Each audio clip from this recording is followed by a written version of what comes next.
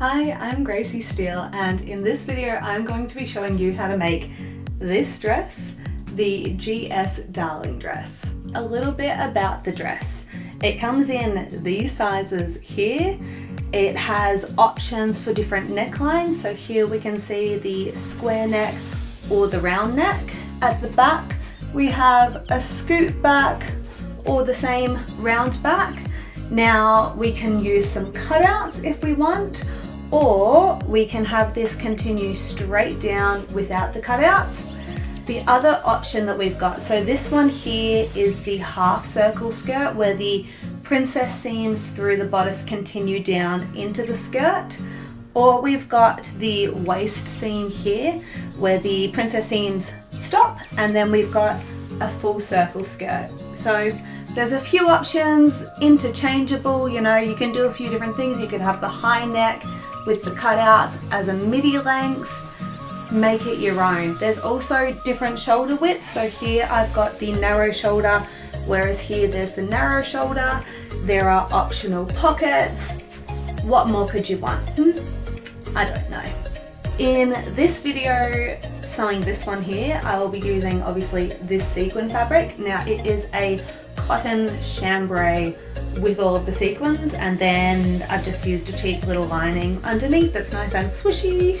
As you can see, she's got the princess seams through the bodice, creating this really beautiful shape through the bust. It is quite a close fitting dress, so just keep this in mind when you are choosing your size. Different fabrics will have different amounts of give. Different people like dresses to fit differently. Personally, I like them to fit nice and tight. You might find that your body fluctuates, so just think about this when you're choosing your size. In the pattern instructions, I do give the finished garment measurements, so reference those as well. The GS Darling dress comes in a few different formats. You can print it at home on A4 or US letter paper. You can print it at the copy shop on A0 sized paper, or I've got projector files as well. So if you are up with the tech and you are projecting, there's a projector file for you too. All of the files are layered, and I really recommend to use those layers when you're printing or cutting out your size. It just really helps to narrow down how much information you're having to sort of weave your way through, so make sure you do that. The Darling dress can be sewn up in a huge variety of fabrics. So far I've sewn it in the silk dupion, I've sewn it in a linen, I've sewn one in a jersey, and then this sequin. In testing it's been sewn in a velvet, cottons, I really want to make a denim one, so just give it a go with whatever fabric you really want. Things that you're going to need for this pattern is an invisible zipper and buttons for the cutout view. If not sewing with a cutout, you still need the invisible zipper, a hook and eye, and then all of your standard sort of equipment, your sewing machine, your appropriate needles, all that jazz. Something, you know, fun that you could do is, like I've added in here, is the crinoline into the hem to really make that pop. You can see I've added in this little lace up detail here. This pattern is intended to be hacked, to do different things with.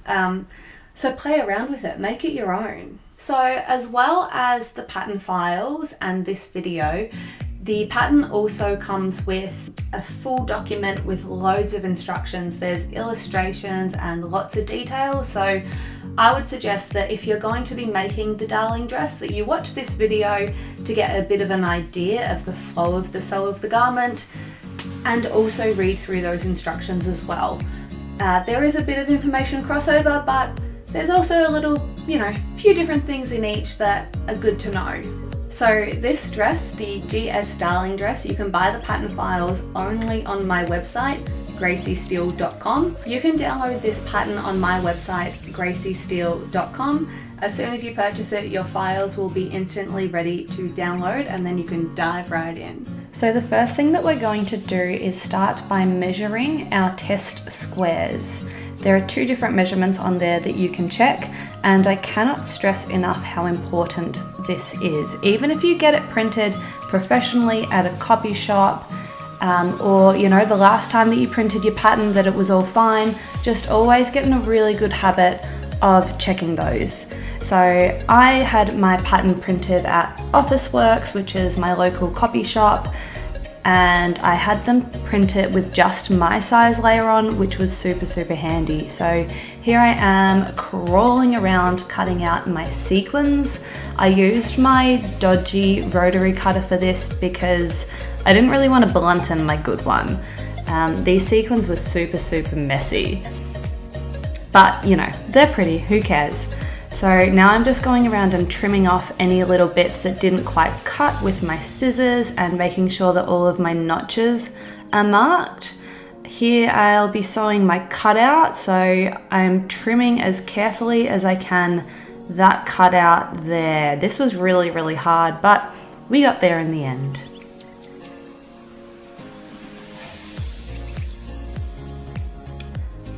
All right, shake, get rid of all of those sequins, and we're just going to check and make sure that we've got everything. So my front was cut on the fold, and then we've got all of our back pieces, and now I've got all of my lining cut too. So first up, we're going to be sewing the side front to the center front. So we match the notches and pin the side front to the center front, easing in the fullness at the bust. So this sort of just means shaping those curves into each other pretty much. So here I'm doing it with the lining, and now you can see I'm doing it with my outer, which is the sequin. The lining that I used here is a Bem silk, I'm pretty sure that's what it's called, or Bemberg maybe. It's pretty much just the cheap slippery stuff from the fabric store. It was just laying around in my stash and I thought, yep, that's gonna work. So over to the sewing machine, sewing with my 1 centimeter seam allowance, which is 3/8 of an inch, going all the way down, back stitching at the start and then at the finish as well. And then it's always really important with these really curved pieces to check that you know, you haven't sewn any tucks or anything in there. So that's all looking really good. So now I'm going to sew my main piece. So round and round I go, being really careful with those curves there. I'm a little bit naughty and I often sew straight over my pins, but that's the advantage of having them put in sideways like that. And again, back stitching down there. So let's check that I didn't accidentally mess any of that seam up, and that's looking really beautiful there. So these seams will be pressed towards the center to help them to lay nice and flat. And this is going to give the bust a really beautiful shape here. So that is one side done. Let's pretend I did the other side, and now we're diving into the backs. So we are sewing here the side back to the center back, and again, match those notches and pin along those, easing in that fullness.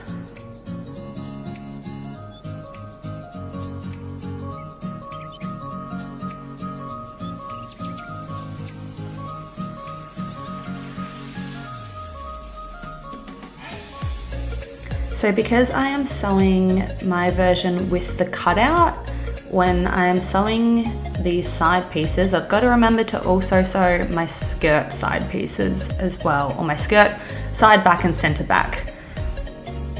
So that's the upper bodice done, and now these are my skirts here. So that was cut on a straight grain, that's straight down the center back, and now I'm going to be pinning the side back seam. So it's a little bit confusing, but when it's in front of you, it sort of makes sense.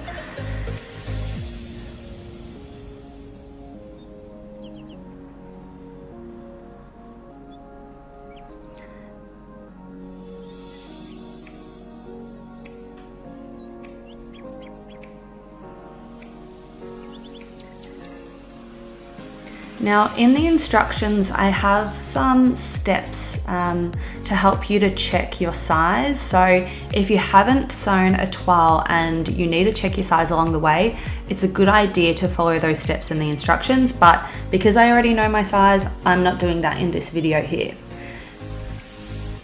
Next up, we are sewing our shoulder seams. So here I've got my main front right sides together with the main back, and I'm pinning along the shoulder.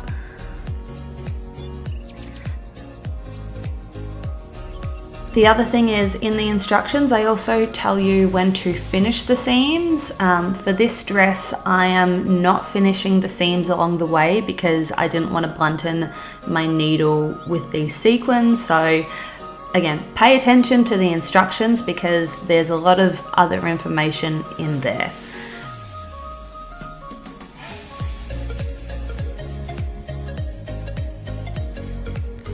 Now with this particular dress, I chose not to sew the pockets purely as a style option. I just didn't think that it was something that I was going to want with the sequins, but if you're making pockets, follow along in the instructions. The other thing is, if you want to see how the pockets are sewn, it's very, very similar to the pockets for my Foxy Boxies, and I've got a video on this channel for that there too. So I've just sewed the shoulders together for the lining, and now I am preparing my loops for the center back. So that is my upper left back there, and I'm using these elastic kind of loops. So you can buy these from the shops already made. If you can't get your hands on that, you can pre-make your own loops, which are going to be the right size for your buttons. Now I'm just basting that down in place so that I know it's going to be exactly where I want when I sandwich it all together.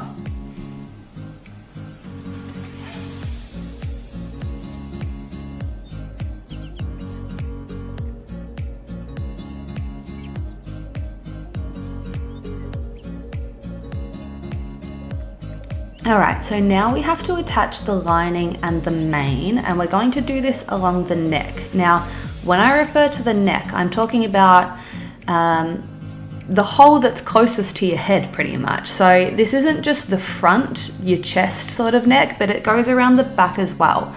So I'm matching up my seams here and all of the shapes of the mane and the lining and pinning all the way around that neck edge.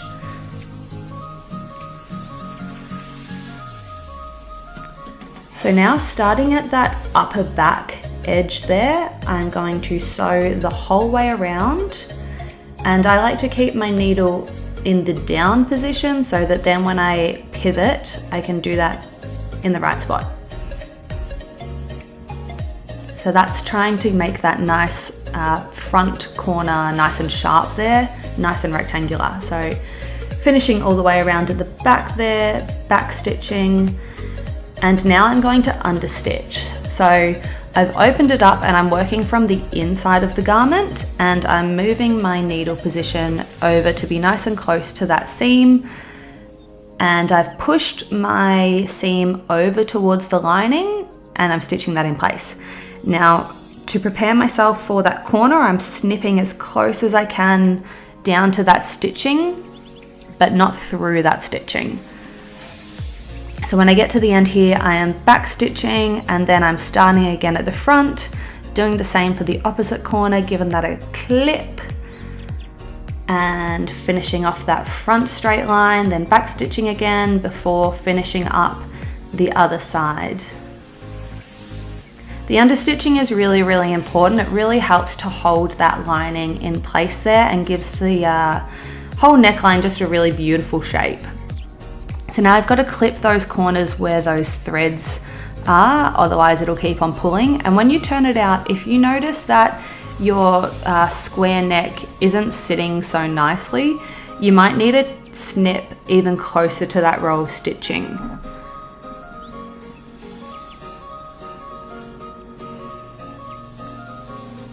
What we can also do here to make sure that it all lays nice and flat is clip into that seam allowance. So now I am going to sew down the upper center back, sandwiching those loops in.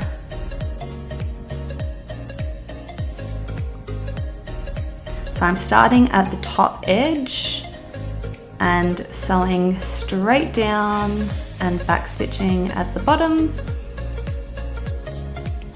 And now when I turn that out, I want to have a nice sharp corner. I often don't clip my corners because I find that if I fold over the corner, it sort of gives something, I guess, for the fabric to wrap around and hold in a nice pointy shape.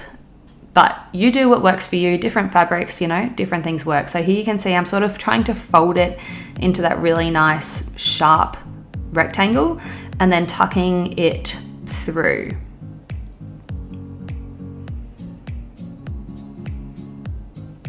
So just giving that a bit of a finger press there, making sure it's all sitting really nice, and I am happy with that.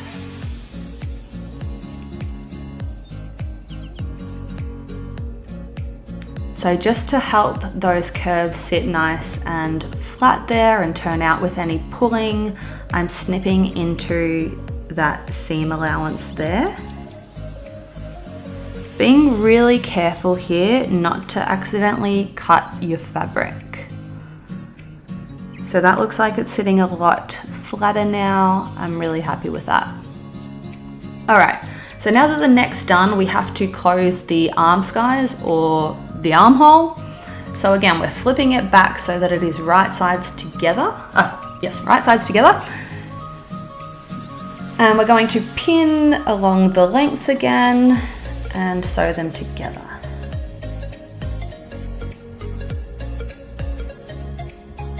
So again, just taking that time to really match everything up neatly. I'm a big fan of using lots and lots of pins. It just means that you know that everything's going to be in the exact right place where you need it to be, and you're going to spend a lot less time hanging out with your unpicker. All right, so that is that arm sky all pinned, and around we go. Time to sew it.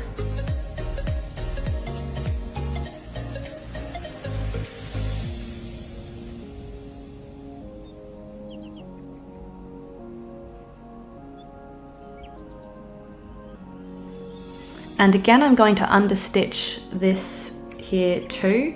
Now with the arm skies, you're not going to be able to get it, that understitching all the way through. So when it gets too tricky and you can't really spread your fabric anymore, back stitch there or lock stitch and just finish it off and then go from the other end.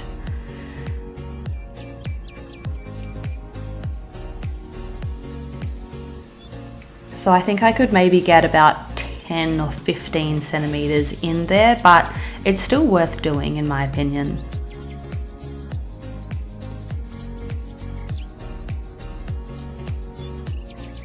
And again, we're going to clip into that curve.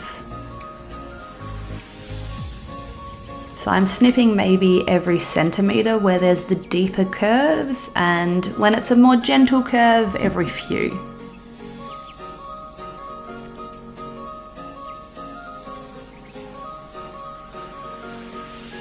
All right, and now I'm reaching through the front up and into the shoulder to turn that out there.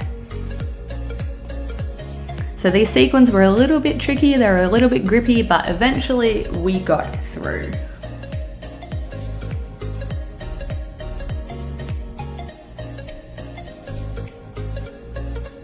All right, so now you can see all of that left shoulder is all closed.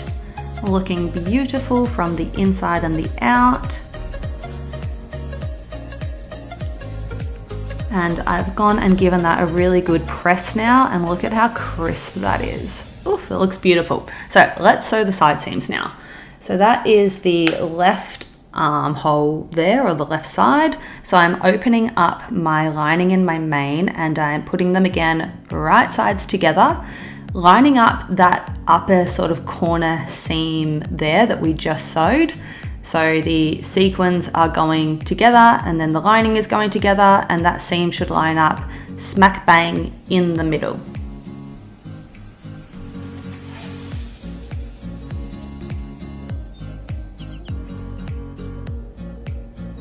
Now if you're sewing the darling dress without the cutout, you're going to be pinning along the entire side seam lengths here, not just that upper side there, because you don't have the cutout.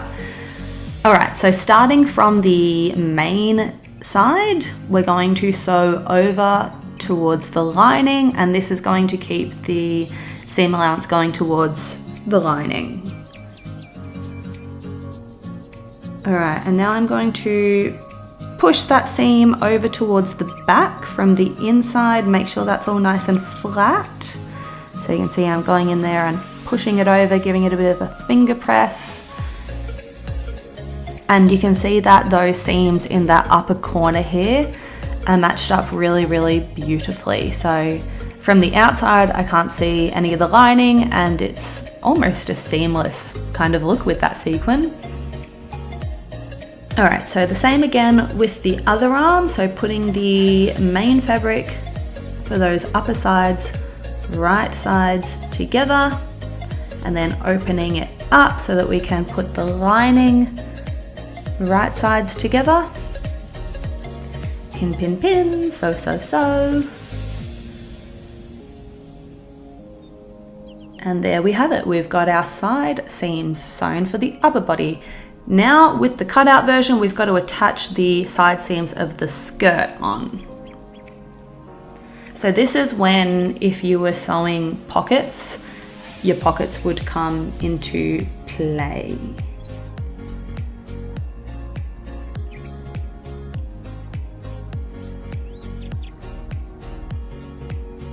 Now with these skirt pieces, a lot of them are cut on the diagonal, which means that with different fabrics, you're going to have a little bit of stretch with these. So just be really careful not to pull and warp your fabric.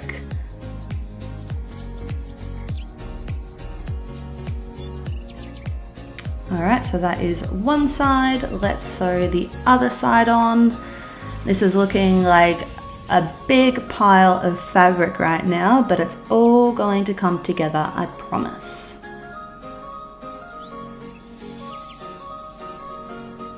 All right, so that's the main sides attached, and now it's time to sew the lining on. All right, and we are getting there. We are almost finished. So it is time to close that cutout. So I'm laying it right sides up right now, and now I am opening it and flipping it so that the main and the lining are right sides together. So I'm starting with that upper back edge there, and then you can kind of walk along that seam all the way up around to the upper back. So that's where those loops are. So we're just going to flip that so that it is right sides together. And you can see we've got this big arc here. Try not to pull and stretch on this again. You don't want to be stretching these curves out, otherwise you'll end up with quite a loose cutout. So this is why the stay stitching at the start is really important. It helps to keep that integrity of that cutout.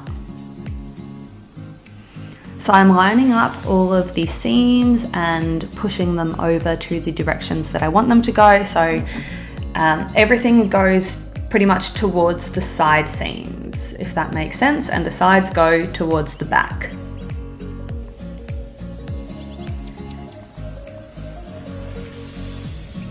So again, pins are my best friends.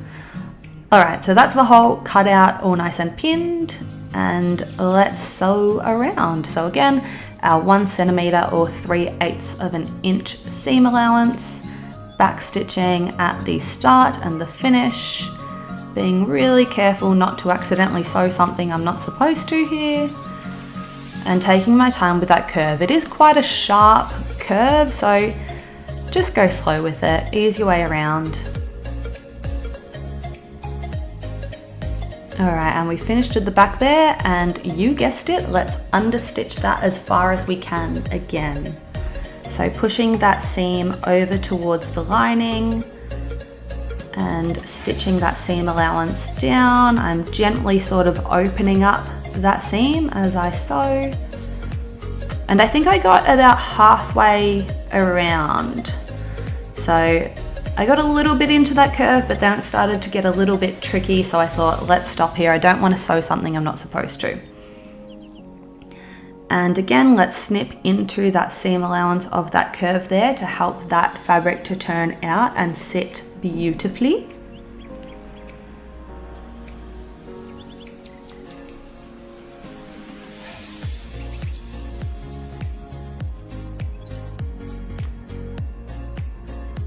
Alright, so let's try and turn this all out. We just pretty much pull the mains back out again. The back will be a little bit sort of tunneled through.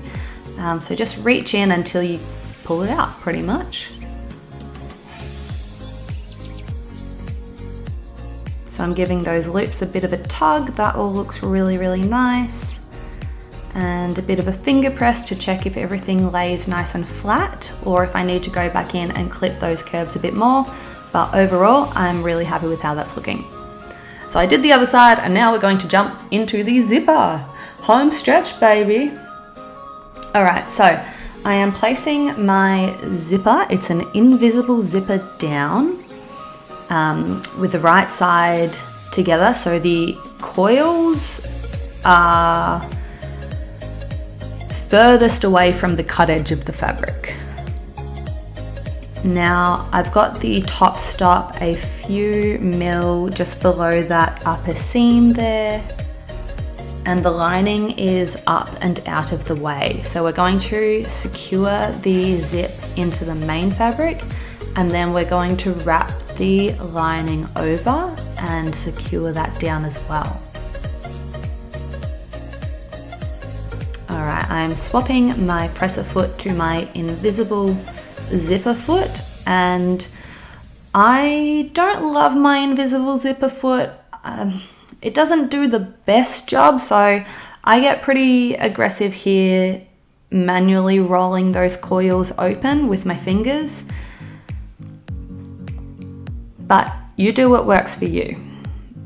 Now this is a huge zipper. When I first decided to make this dress, I wasn't sure if I was going to sew the cutout or no cutout, so I just brought a really long zipper. I'm not going to stitch all the way down to the bottom because I'm going to trim off some of the excess length of that zip. So I'm just checking that I haven't accidentally sewn any of the coils there, and I'm nice and close, and that's looking really good. The zip can close. We've got success there. Now I'm measuring on the opposite side of the zipper tape how far down I need to sew my other side.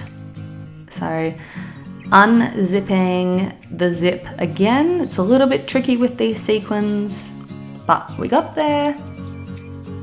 And now I'm going to get the opposite side of my fabric, of the skirt I suppose, and roll that zipper tape over so that it is in the right direction, measuring to compare with the other side that it's in the right place, and then I'm going to pin along the length. Now this fabric was pretty easy to sew, so I didn't baste it, but I do recommend to baste your second length down there just to make sure it's nice and precise.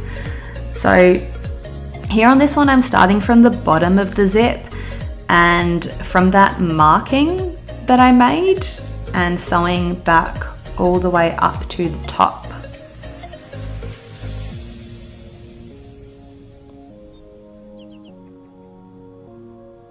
And back stitching at the top there. And just checking that that zip stop is where I want it to be. So when I close that, those upper edges line up.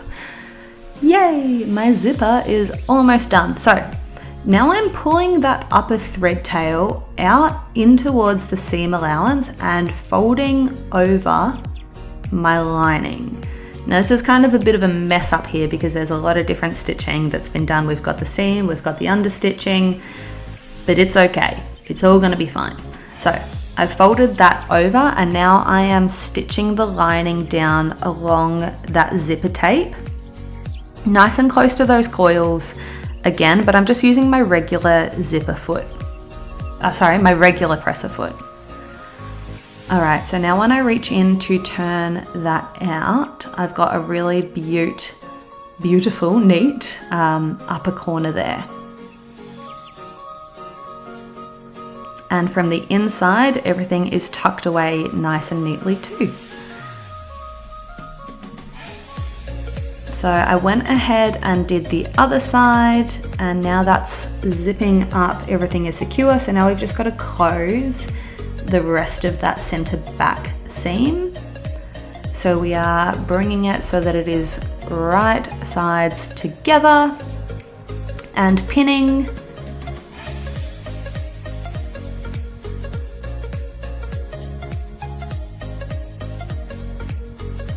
And now I am swapping my presser foot over to a regular zipper foot so that I can get nice and close to the bottom of the stitches that secured the zip. So up the very top here, and I'll adjust my needle position over so that it's nice and close to those stitches. And then I'll sew for a little bit before changing my presser foot back to my regular presser foot to then finish off the length. So taking the time, back stitching there and then continuing down.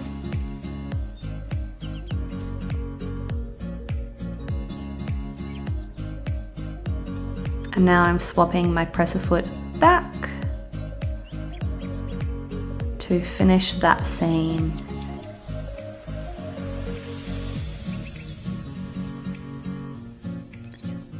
All right, we're gonna neaten up some of these threads. It's gotten a little bit messy in there, and I'm trimming away some of that excess. Now, I don't really need to create a stop for the bottom of that zip because the stitching where it attaches will do that, but I'm doing it anyway. So just aggressively zigzagging over the end of the zipper coils there just to keep that all together. So now I'm closing the center back lining seam. So again, just popping those right sides together and sewing up as far as I can. It's okay if there's a little bit of a gap here. It's on the inside, but from the outside, everything's looking beautiful. So we've still got to add on the buttons to the center back, but I decided it was time to stop and let her hang out overnight to let those seams stretch out before I hemmed her.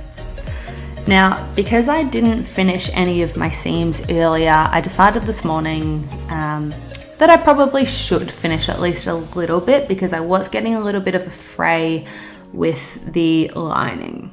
So do what I say in the instructions, not in this video, and finish them along the way. Be a good sewist. All right, so once those seams were done, I'm now going to go around. I've overlocked the hem of the lining once it's been leveled out, and once it was overlocked, I pressed it over once, then pressed it over again and stitched it all in place all the way around. So that is the lining all hemmed, and then I leveled off my main fabric. This didn't really stretch out at all. I didn't think it was going to because of all of the sequins and the, I guess, stitching that secured all of those was probably protecting it from stretching out, but my seams weren't all matched. So I trimmed off all of those excess sort of bits and then overlocked the hem. And then for this one, I only pressed it up once and then stitched it along the length again. So for most of this project, I just used white thread, but here I changed my bobbin thread to the blue to match the fabric so that then from the outside, it was going to look nice and invisible, or as invisible as it was going to look. So I've gone the whole way around, and let's snip that. That hem looks fantastic, if I may say so myself. Oh, I added a tag into the center back there, and now it is time to sew on my buttons. So I like to do these all in one sort of continuous piece of thread. So I'll knot the first one on very securely, and then instead of cutting my thread's tails and tying a knot again, I just pass the needle down through the fabric to where my next button is going to go on. Then instead of leaving a thread tail at the end, what I'll do is poke my needle back through into the fabric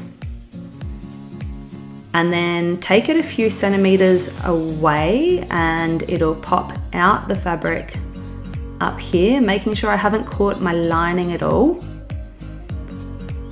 And I'll pull that thread tail in so it's all concealed in there, and then trim it.